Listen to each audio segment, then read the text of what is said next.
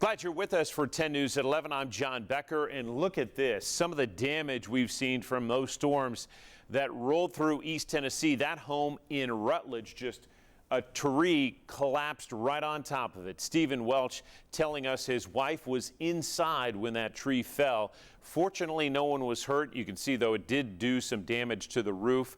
Again, no water inside that home. That's welcome news tonight. Wind did a number as well. Look at this from Brittany Stilson.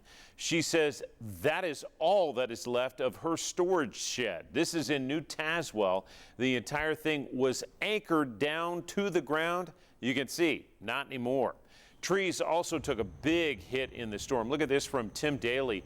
This is in from the Caravel area. Not one, not two, but 3 trees all snapped across the same field, and that is some high winds that shear those trees.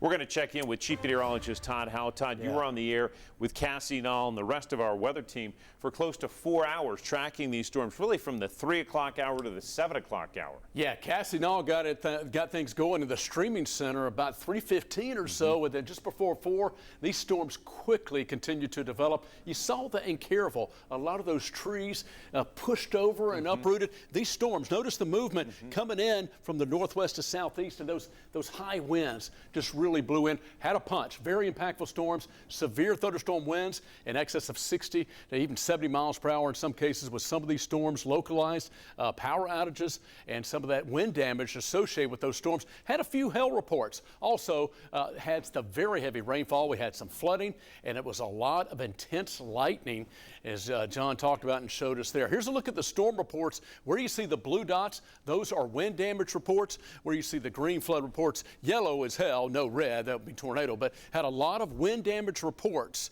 And again, some trees down and damage with some localized power outages as well. Well, the good news, those showers and storms have moved on out. We do have a few leftover spotty showers located around Greenville and Newport and Cock and Greene counties. I'll put this in motion for you just from the last couple of hours. Again, these are obviously not overly impactful, but just some spotty to scattered showers rotating on through the region. Will continue to exit stage right, if you will. Now, here's the good news. What caused these storms today? Well, an active frontal boundary. It's a weak front, but it did lift the air, and all the heat and humidity. It was so hot today, 96 degrees. Heat index values the last 3 days in a row. We've had heat advisory criteria over 100 degrees.